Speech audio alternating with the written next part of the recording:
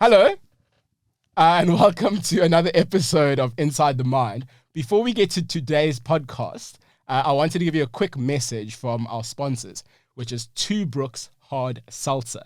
What I love about them is it's a really, really tasty beverage, one, but two, they have a really, really awesome brand story. It was started by three siblings, Fabio, Francesca, and Paolo, and they ship worldwide.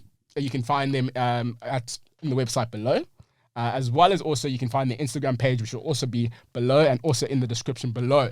They have three really awesome flavors, and I know that you will enjoy it as much as I do. And we'll get to the pod now. Hello and welcome to another episode of Inside the Mind, where we go inside the mind of some of the most dynamic and interesting people in the world. This week, I'm very privileged and very honored to be in the presence of Robbie Lyle, who is the host of Arsenal Fan TV, or AFTV, excuse me. And someone who I've followed you for years. I'm a United fan myself, so I wish I could... Never mind. I wish I could relate a little bit more to you. But thank you so much for coming on and for giving your time. No worries. How has your start to the year been? Start to the year has been really busy. Really, really busy. The year always kicks off with the January transfer window.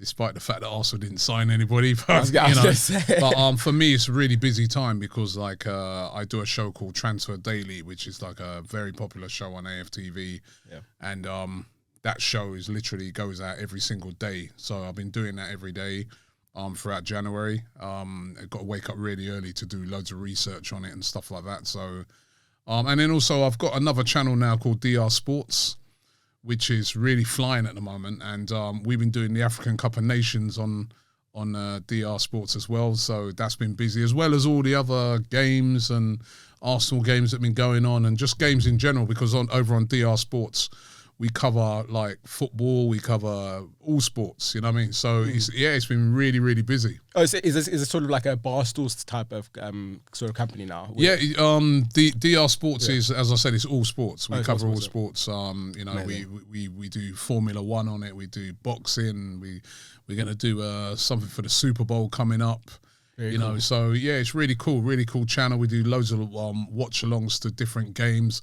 And as I said, we've been one of the only sort of people on YouTube, social media that have been doing the African Cup of Nations, which has been brilliant, by the way. And we've been doing all of that as well, doing all the big games. So that's been really good. So yeah, it's been really busy, man. I haven't stopped. I haven't really stopped since.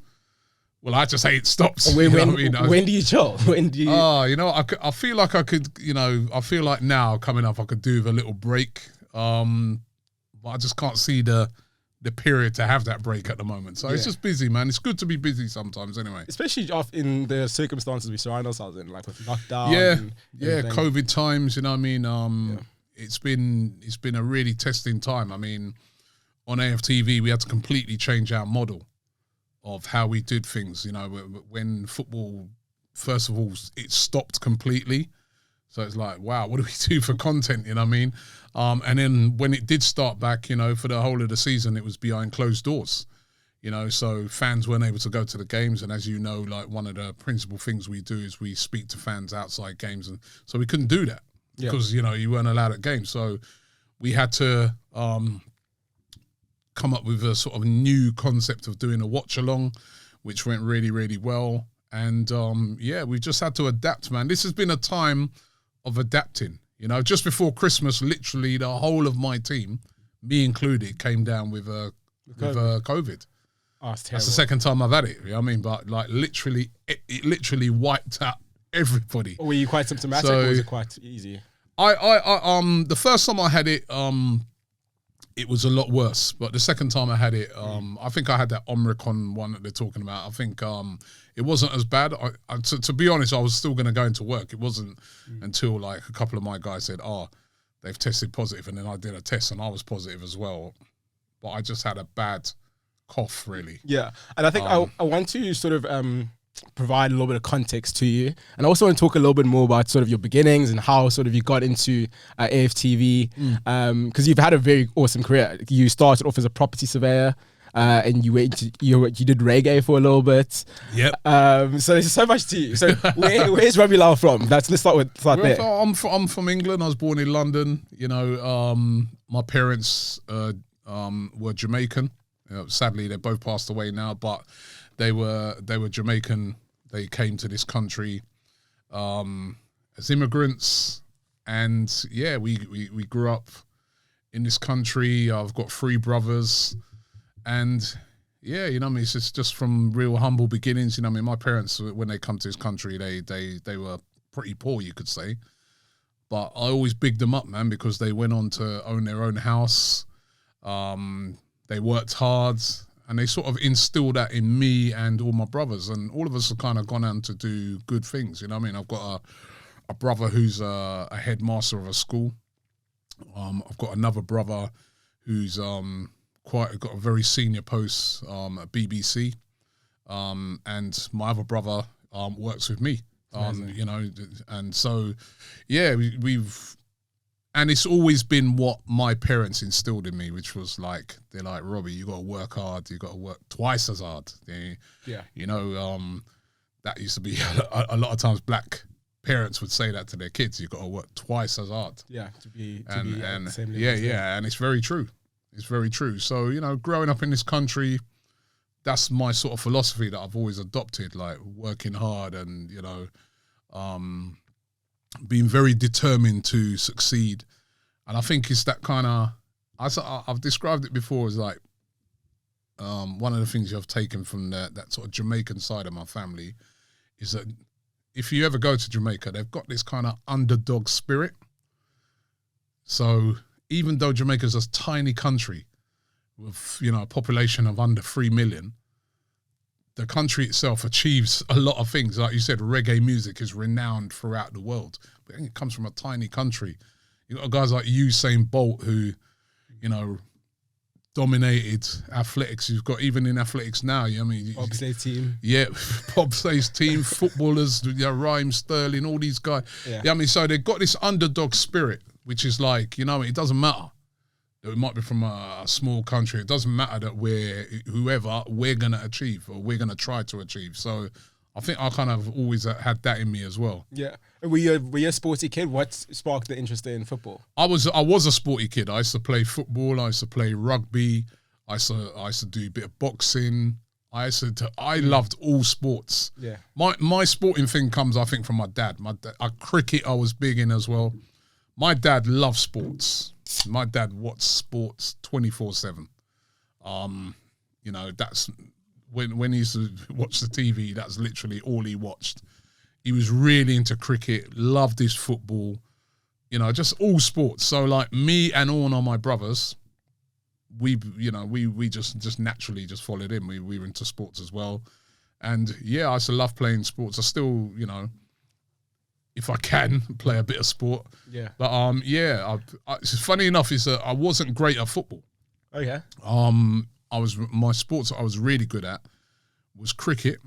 I used to be really good at cricket. Oh, lower batsman. I started off as an all-rounder, and then I just sort of, in the end, I ended up being just a batsman. But I used to open the batting and things like that. So a bit of a stroke maker. And then I used to be good at rugby as well. Back in the day, I was very good at rugby. But football's what I wanted to be good at. But I just, you know, my son actually is very good at football. Very, very good. So he's doing very well at the moment. He's 12, and I'm like one of his dads that drive all over the country, up and down the motorway, taking him to football. That's awesome. So he's doing really well with it at the moment. But yeah, me, I was never. Hopefully one day playing for Arsenal, yeah? That'd be great. That'd be great. That'd be great. You know, I'd love to see that. You never know, because he's knocking on the door. So he's good. Yeah, and where did the love for Arsenal come from?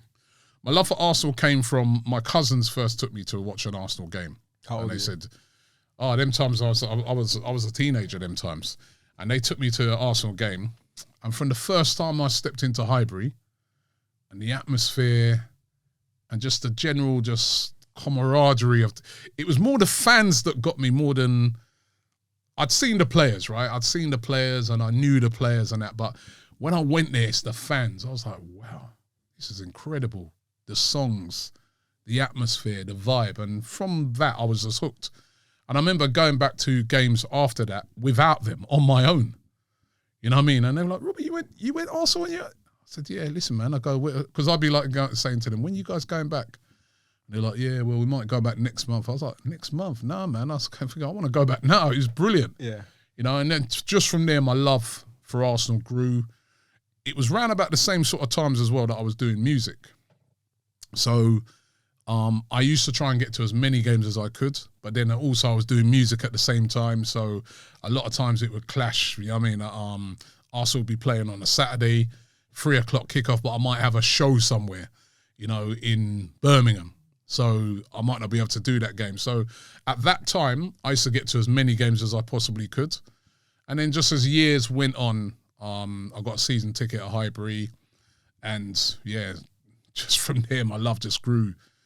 Just following Arsenal all around the country, everywhere. I just, you know, just love the club and I just love football. Yeah, and then how did Arsenal Fan TV start? So when did you sort of decide, how far into being an Arsenal fan did you start to do this? Arsenal Fan TV now, as we were talking about 9 years ago, I started it. And basically it was just, I had a friend who had, me and him been going to Arsenal for years, from when he was at Highbury.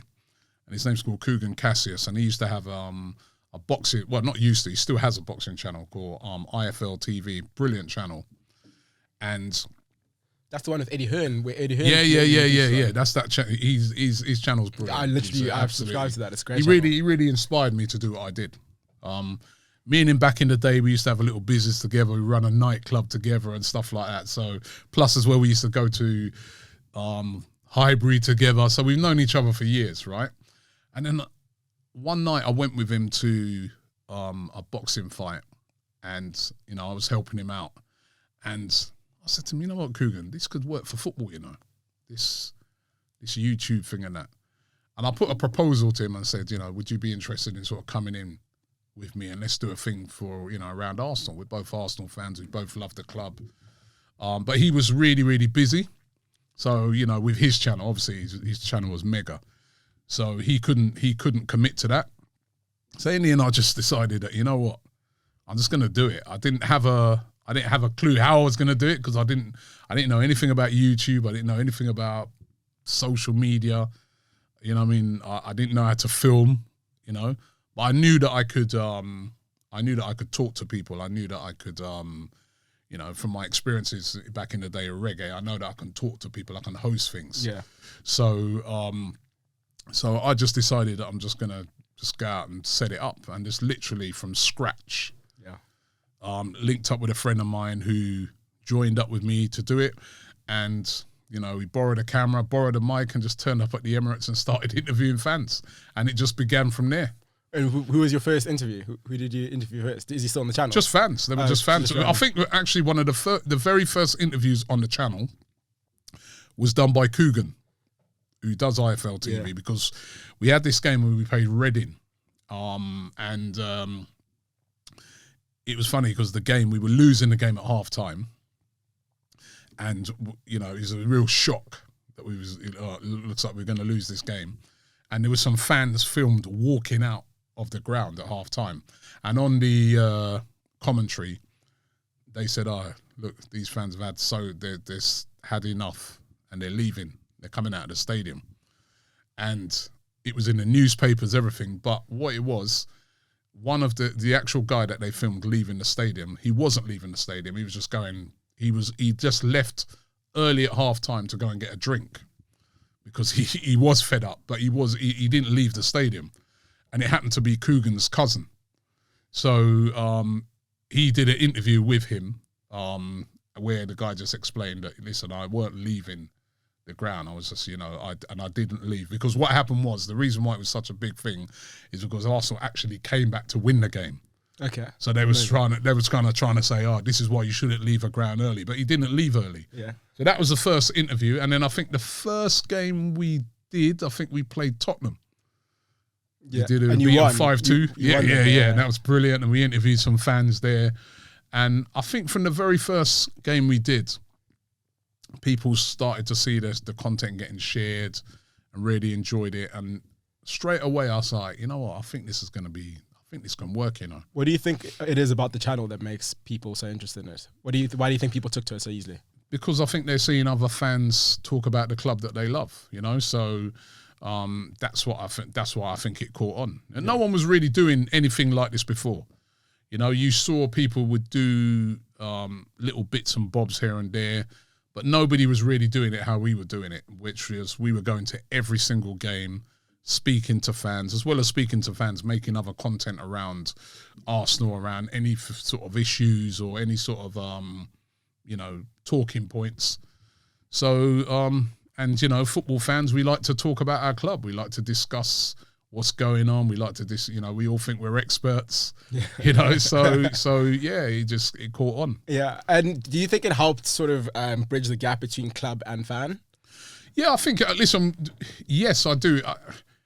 Sometimes it does, sometimes it don't, because we allow people to have their open and honest say, right? So there were periods of times when we were doing the channel that Arsenal were going for a really tough time. It just coincided with the fact that, we started to go for a tough time. We wasn't really buying any players. After being such a successful club, we started to really drop off, and, the fans who came on, who spoke about Arsenal would express their disappointment, would express the fact that, they're not happy with the situation. They're not happy with how the club's been managed, even right from the top, which is something that, not maybe you would have heard maybe on a Talk Sport before, but not really elsewhere. And this was like Arsenal fans directly talking about their club. So yeah, it all depends on the mood, doesn't it? Yeah. It all depends on the mood. We've also had great times when we've won FA Cups and trophies and things like that, and the mood will be different. So. Yeah. Because I wanted to ask you about that, because there was a lot of criticism you obviously faced around, especially, I think it was a period around 2013 going 2016, that sort of period where you guys really were popping off. And Troops was having his infamous rants against Bayern after the Bayern game. How did you manage that period? Because it was quite hectic. I mean, like, there was a lot of prominent pundits who were speaking out against AFTV and sort of saying that it's making the club look terrible, whatever the case was. How did you handle that? Yeah, listen, it's tough because you know what I mean, you're not expecting these sort of things. Our platforms are let people have their honest opinion. Yeah. So I if I'm interviewing you, and I know you're a Man United fan, right? But let's just say I was interviewing you. It's not for me to tell you what to say, but it's all about you. It says, what is your opinion on such and such? And if your opinion is that you're not happy, it's free speech, isn't it? So I've got to let you have your say. So that's all we were doing. And it used to kind of get me a bit peed off because a lot of these, you'd see people criticizing us, and then you look at what they're doing and they're even more critical than us, so there's a lot of hypocrisy going on. And our aim's never ever been to discredit the club, or our aim's never ever to be, we love this football club. We absolutely love it. And all the fans that we interview, they love the club. But if they see things going really, really badly in their opinion, they're going to say it. And that's all we did. And, I think we just reflected the mood of the time. I mean, we were terrible, So, it's very difficult to find a lot of people during that period that were very positive about the club because, the general consensus amongst all the fans, right? Well, not I say all the fans, but the majority of fans were Arsenal are in decline and we're going for a really bad time. And if you even look at certain interviews since, like from Arsene Wenger, the ex-manager and ex-players, they admit that it was a bad time. The club was in decline. There was, lots of problems. Yeah. So the fans were just reflecting that, So, yeah, but you are taken aback a bit sometimes by some of the criticism because you're like, well. What I really loved was when Gary Neville came on after criticizing a number of the contributors. How did that come about when he came on? Oh yeah, he'd had a pop at me, and he'd criticized as well and said that he thought that the fans were being too critical, and then I had a pop back at him and said that, listen, I think you're being hypocritical because you've criticised, and plus as well, I was sort of saying to him, listen, fans have a right to have their say because they pay their hard-earned money and they go to games, right? And then Sky kind of brought us both together to sit down and kind of have a discussion about it. So I said to them, all right, I'd like to bring a couple of the fans with me as well. And they said yes. And then we sat down and we had this debate on it. And I thought it was brilliant, actually. Yeah. And I think that we left there having a lot more respect for each other. He had a lot more respect for what we did, and we had a lot more respect from his perspective as well. And I think it was a good coming together. Yeah. You know, because I guess for a lot of established sort of media pundits and established people in the industry, we were something really different. We're a bit, if you come into an industry and you're a disruptor, which is kind of what we've been. We've disrupted a traditional industry. You are going to have some people that are going to be, you know, they're going to criticize you. Yeah. I think, you know, you have to kind of accept that you're going to get criticized because you're coming from a different angle. You're coming with something different. And I kind of look around and I say, if you look at any disruptor in an industry, the other day I was looking at Tesla and I was like, they've disrupted a traditional car industry that is like petrol cars, diesel cars, and they've come in now with this electric car. And, you know, the people who are doing the traditional thing are going to be, they're going to look to criticize. They're going to look to, you know, you will have, you know, eventually he's won them over. And now they're all making electric cars, you know. So I think what's happened is a lot of the elements of what we do, I see being adopted now by a lot of the big media channels as well. So yeah, but when you're a disruptor in any industry, I think you can expect to get some you know, backlash. Yeah. Let's talk about Arsenal a little bit. Because it's also still not at the best of times for you guys. No. No. First, what are your thoughts on the transfer window? You guys didn't sign any players. Yeah, I was really disappointed with our transfer window. Yeah. I felt that it was a missed opportunity. Arsenal are in a position, at the start of this season, I looked at our team, I looked at everybody else's team, and I said, realistically, a top 6 finish is realistically where I think Arsenal can finish. You look what Manchester United did in the summer, for instance. I was like, Man United will be challenging for the league. So will Chelsea, spent 100 million on a striker. And we know that City and Liverpool will be there. So that's the top 4 sewn up. And then I was like, those sort of fifth, that sort of fifth, sixth place is probably between us, Spurs, Leicester, you know. But as things have turned out, United have been, you know, very bad this season. Have not lived up to what they should have done. And various other teams, Leicester have not been around, you know what I mean? And even though we've been a bit up and down, Arsenal, we've found ourselves in a position when we really could get top 4. You know what I mean? We could get that top 4 position, which I think is so important for Arsenal in being able to attract players and also getting back into the top end, you know, the elite end of football, which we've been out of now for nearly 4 years. So what I wanted Arsenal to do in the transfer window is go out there and strengthen the squad, because the squad's light, so that we can get into those Champions League places. I actually think we've come out of it weaker. You know what I mean? We sold Aubameyang, and we haven't replaced him. And then we're relying on 2 strikers who are not prolific goal scorers. And I'm just wondering where the goal's going to come from. And I look at Manchester United, for instance, and I'm like, despite the fact that they haven't been playing well this season, what they do have is the capability to play badly and still win games because they've got so many good, you know, goal scorers throughout the team. They've got Cristiano Ronaldo, they've got, you know, Rashford, they've got Cavani, you know, they've got Bruno Fernandes, they've got goals all over the pitch. They've got players they can bring, like the game the other day against West Ham, they can bring Rashford on and Cavani and nick a goal. That's what they have. We don't have that now. And I think that's a real opportunity missed by Arsenal. You know, I know they were trying to get Dusan Vlahovic, and that was great that they were trying to go after such a big target, but we should have had a plan B if that didn't work out, or a C, because it was always going to be really difficult to get him because there's so many clubs after him, and a lot of clubs were sort of saying to him, wait till the summer, we're going to come in for you. And he knew he'd have to pick her clubs. So that was always going to be really difficult to pull off.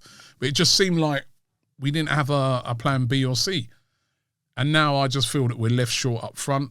And as I said, Aubameyang's gone out to Barcelona. I think it puts a bit of pressure on Mikel Arteta, because what if he doesn't get top 6? I think he has to get top 6 this season now. It's a gamble because he's left himself short and he's left the club short. And as I said, the whole Aubameyang thing as well has been a bit, I found it a bit. Yeah, what is your thoughts on this? I found it a bit. Listen, it's really difficult to say because you're not on the inside, so you don't know what's gone on. You know, you don't know what's happened between him and the manager. I just feel that it must have been something really serious, way more than just being late for a couple of games, because you know they stripped him of the captaincy, and then he never played again after that. And I was like, surely that could have been resolved. I mean, I looked at situations like, look at Chelsea. Lukaku publicly dissed the club and the manager. It's a crazy situation. And, you know, they managed to resolve it. They managed to sit down, he did an apology, you know. Couldn't this not have been resolved? It's probably and, you know, hold on to Aubameyang at least till the summer if we can't get another striker, and then let him go. And it just doesn't seem... You know, it just doesn't seem sensible to me. Yeah. What's gone on? You know what I mean? I mean, I know a lot of people, and this is my opinion now, a lot of people are like, oh yeah, but we've got a load of wages off the wage bill. But that only works for me if we would have got somebody in to score the goals, because we've just been left so short now, you know? If you look at all the teams battling for, you know, top 4, top 6, you know, goal scoring wise, we're probably got the least amount of firepower, apart from saying maybe a West Ham. So I didn't like how that situation's been handled, to be honest. But it's difficult because you know we haven't got the ins and outs. But even when I see Aubameyang's statement where he said, you know, it really hurt that he wasn't able to say a proper goodbye, that shows me that he didn't. That's a guy who I've spoken to him a few times, and I know that he's a guy that he loves Arsenal. He loved playing for Arsenal. Obviously, his form did drop off, but I don't know. I just feel it just didn't seem right to me. It seemed more like are they trying to just get the wages off, you know? And it's a big gamble. It's a big gamble. If he goes to Barcelona, starts scoring week in, week out, and then we can't score and we don't get into the top 4 or top 6, it's going to look really bad on the manager. So it's a big gamble by him. I hope it pays off for him. But it's a big gamble, and I'm desperate to get back into, you know, the elite European football. I want to hear that Champions League music again. Yeah. You know what I mean? I ain't heard it for so many years. You mentioned the inside of the club. You'll know that there's an Amazon documentary coming up. Oh, yeah. What are your thoughts on that, on Arsenal being covered from the inside? Well, they're going to have a lot of material this year. You know what, though? I'm just, a lot of people have been saying to me, oh, Robbie, you know, we'll find out this in the Amazon documentary, and we'll find out what really happened with Aubameyang. And I don't think we will. It'll be a propaganda piece. It will be, you know, listen, any club that agrees to those documentaries, they will have a bit of say over what finally comes out. So, you know, when you watch the Tottenham documentary, there was a lot of problems at Tottenham that year. You know what I mean? They were sacking managers, the whole Mourinho thing, and, you know. But when you watch the documentary, you hardly see any of that. You know, so I don't think... It's going to be interesting to see, you know, the ins and outs, but I don't think... There'll probably be a couple of little bits, but we're not... I just don't see the whole full thing being revealed in that documentary. I really don't. Yeah. If you were to be in charge of Arsenal, what would the few things you would change at the moment be? At the club? Yeah. There's a few. I mean, I think what I would be looking at is improving the quality of players that we've got. We've got some great young players, really, really good young players like Saka, Smith-Rowe, Martinelli. These are exceptional players. I do think as well, to give the Mikel Arteta and Edu and that credit, is that I think in the summer they made some really good signings. So that's good. But what I think needs adding to Arsenal now is some real top quality and some experience as well. You know, I think, you know, we're relying on young players right throughout the team we need a couple of experienced players in there that have been there, done that at the highest level to guide those players. And I think we could do a couple of really top quality striker and a top quality midfield player. You know, I think I think four or five top quality additions to that team, and we could see an Arsenal starting to look like they could challenge for the league. Yeah, absolutely. And that's what I want to see. I want to see Arsenal Football Club challenging for the league, because this is a huge football club. You know, I've been lucky enough to go right around the world, you know, with this, you know, following Arsenal. And the fan base, you know, when you're in America, Australia, China, you know, the amount of fans that follow this club, the amount of correspondence we get from fans in Africa, everywhere, you know, it's like, I don't sometimes think the owners realise how big this club is. It's an institution in this country. You know, we're based in London. You know, I think we're the biggest club in London, despite Chelsea may spend the most money, but the teams with the most fans in London is Arsenal. You know, and I just don't think sometimes they realise what they've got. They don't realise what they've got in their hands. You know what I mean? They've got a huge football club in their hand, which comes with huge responsibility. And this club deserves to be up there challenging. Absolutely. You know, every year. No, you ain't going to win it every year. And it's difficult because, you know, you see the spending power of all these clubs like Man City and Chelsea, and now you're Man United, and now you've got Newcastle coming in with, you know, multi-billion-pound owners and that. But our owners ain't poor either. They're billionaires as well, you know. And I think, you know, more investment is needed, and they need to put this club back where it belongs, which is right up there at the top. Yeah. We should be in the mix. When the big players become available, Mbappe and that, we should be in the mix for those players. Yeah. We should. Absolutely. Look, I mean, I hope not as a United fan, but no, I completely share your sentiments. We should, you know. Yeah.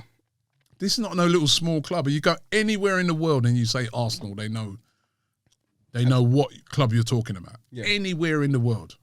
And Robbie, I want to segue into just talking about my sponsors for today, which is Two Brooks. Mm-hmm. Have you ever had a seltzer before? I haven't, no. What's that? So basically, it's a sparkling water with alcohol. Okay. So what's really cool about them is it's a family-owned business, and it actually ships worldwide. Not worldwide.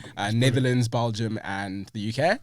You can find it online. So this is the plug. You can find it online, order online, and I'll put the link in the description below where you can order it, and there'll also be a promo code which I'll also put in the description below. Robbie, there's also something else I want to talk to you about, which is some of the contributors on AFTV. Mm-hmm. First of all, condolences on Claude. I wanted to share that was nearly coming up to nearly a year. That really sad. Absolutely. And I want to just talk, and I didn't want it to have this be too much of the podcast, but obviously we all are aware of what happened with DT. I just wanted to get some of your thoughts with regards to the situation. And I know publicly you've been getting quite a bit of scrutiny yourself, as if you were the person who did this. Well, yeah, you know, I mean, there was that as well. Listen, it was a really disappointing thing to see, you know, and it doesn't matter how much you know somebody, how much you know, when you see something like that I don't care. I don't care if you're my closest friend. I don't care, you know what I mean? I completely deplore stuff like that. And, you know, he's been sent to prison and he has to face his time, and he has to do his time. I was really disappointed, not just with we got a lot of stickers, and I was like, well, you know, yes, he was a contributor on the channel, but, you know, what somebody does behind closed doors, unfortunately, we don't have any control over. As you've seen, not just with us, there's been big football clubs that have had players, you know, that are employed by them, you know, that have got into massive problems, and you have to deal with the situations like that accordingly. But what disappointed me a lot with this is there's a victim as well. Yeah. And when all the memes are coming out, and when everyone's going back and forth and making videos and that, I never heard none of them spare a thought for the victim. Yeah. You know, to me, that victim's going to have to live with this every single day of her life, right? And the victims of any of these crimes. And I always think back to, I remember when I was doing my surveying back in the day, I used to look after the repairs of this women's refuge. And I remember like being in that place, right? And the women who at first, they just the sight of me, they got nervous. And I was like, what's up with these women? What's up with these ladies? Why are they getting nervous? And then I found out that like this refuge were basically women who were being abused. And say, for instance, they lived in Scotland. To get away from their abuser, they had to move them and their kids to this refuge in London. So they were getting away from that. So they'd be nervous just at because they see a man and they don't know who you are. Once they got to know me, once they knew that I was the surveyor for that block, they were brilliant. So I think people don't understand there's victims to these things. Yeah. And, there's lots of victims. There's families, there's kids, so I think, that's the thing that disappointed me, the way this some people just treated it like a free for all to just start bantering you and and videos and this and that without actually looking at that aspect of it. But listen, he has to do his time. He has to go and do his time, and let's hope that he can come out a rehabilitated person. But my thing, as I said, the victim, let's hope and pray that she can get over this and she can move on with her life as well. Yeah. And that's the victims of all these, we've seen a lot of this stuff lately. It's just some of the other stuff, I don't want to go into it, but we've seen with some footballers, and there's footballers awaiting trials and stuff like that. It's horrible, isn't it? Yeah. And as men, we have to be better. Yeah. Listen, I've got daughters. Yeah. So, anytime I see any stuff like that, it's horrible, because you just wonder, my daughters, I'm thinking, yeah. I had to say to my daughter the other day when she, coming home from school, she's got this tendency to walk around with her friends, and I'm trying to explain to her, listen, come home. I was like, Dad, what are you always worrying? I said, no, listen, come straight home. They don't understand, so... But yeah, it was sad. It was sad to see the whole situation. Yeah, and and thank you for answering that. I appreciate that, and I'm sure the audience will also. But you mentioned the meme, and I'll make the conversation a little bit lighter. There's one thing that I love about you is the meme. The memes. The boss man meme. Oh, gosh. I need to ask you, how did you first find out about it? When did it first come on your radar? Well, a couple of my staff showed me. They go, have you seen this? And I go, what's that? And then they started showing me like a couple, and then they started showing me loads. I was like, I didn't even know these memes things were going on, because I'm just so immersed in making content. Yeah, listen, I always treat it with a pinch of salt. It's funny. A lot of them are hilarious. Yeah. Do you have any favorites? There's one in particular that I'm not going to mention it on here, but it is funny. Yeah. There's one where it's got me with dreadlocks. Okay. There's so many, man. I mean, they are good. They are good. No, it's great for your brand. These guys are very creative. I'll tell you that. Yeah. What are the plans for you this year? For the rest of the year? The plans is I've got this other channel, DR Sports, which is really, really flying at the moment, and that channel is all sports. And got, as I said, we did the African Cup of Nations. And that's been brilliant. But my plans this year, we're going to do a lot of stuff around the World Cup when that comes down in Qatar, and building that channel. And that channel's, I'm loving working on that. And also on AFTV, building that. We've got some great presenters on the channel and really building that up.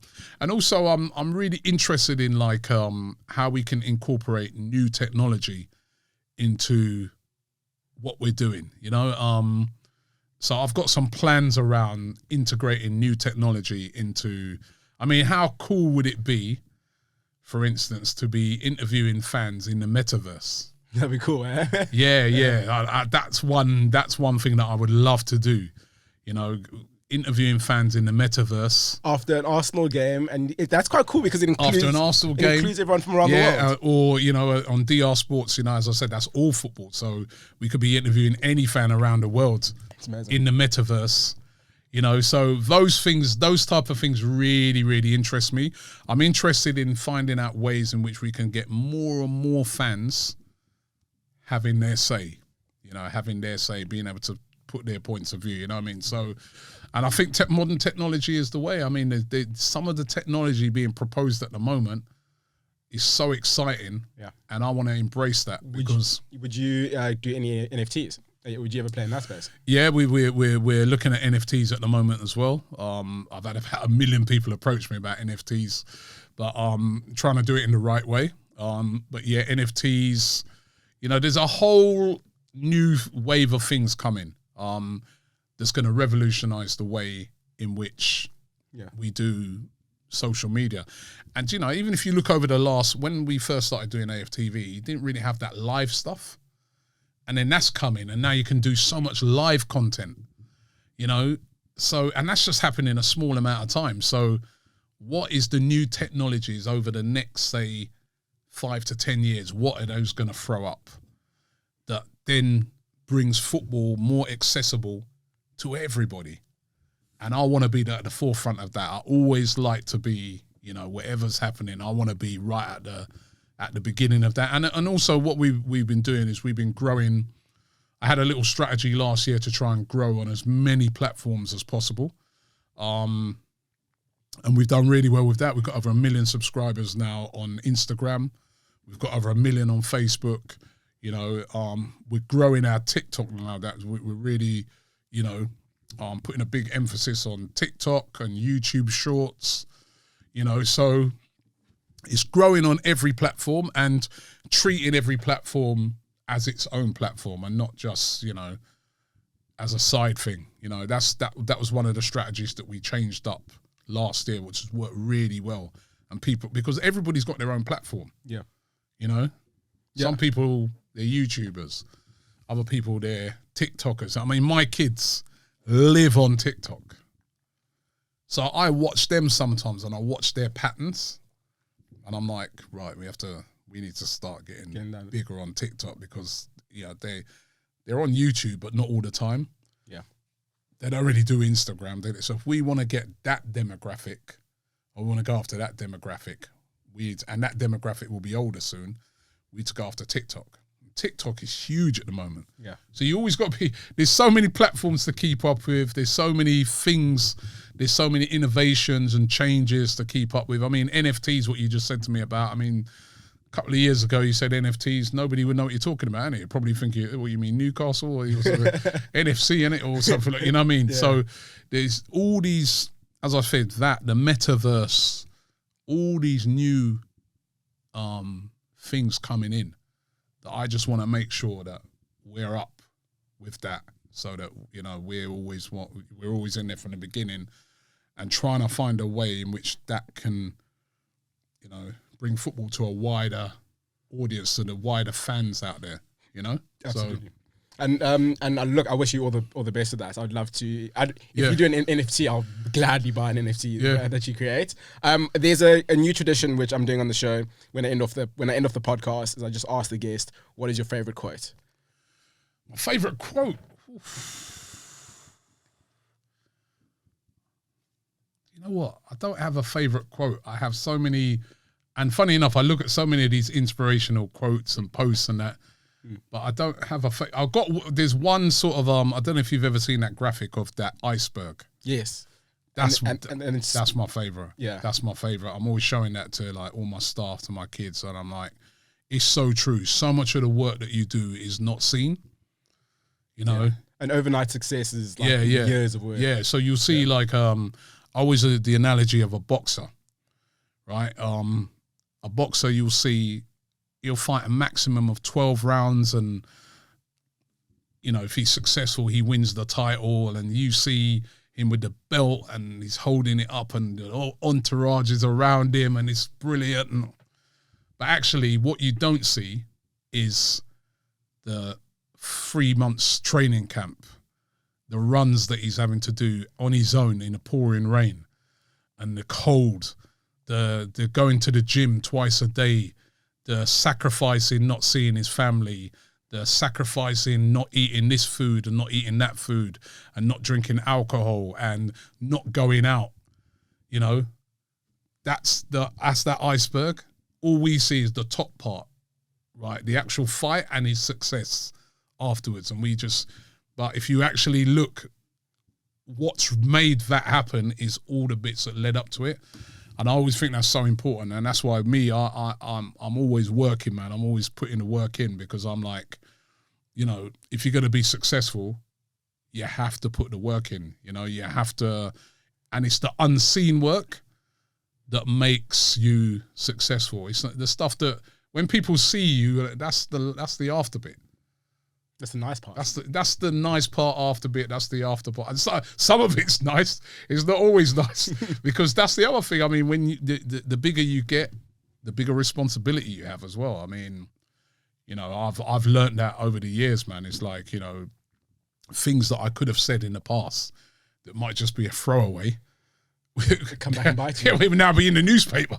You know what I mean? Yeah. So, you know, so I have to be, you know, you have to be more guarded on what you do and what you say, and more responsible in everything you do as well.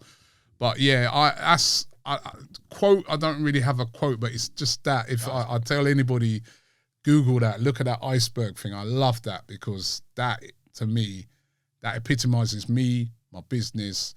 That's us. It's the unseen. Absolutely. It's the grafting.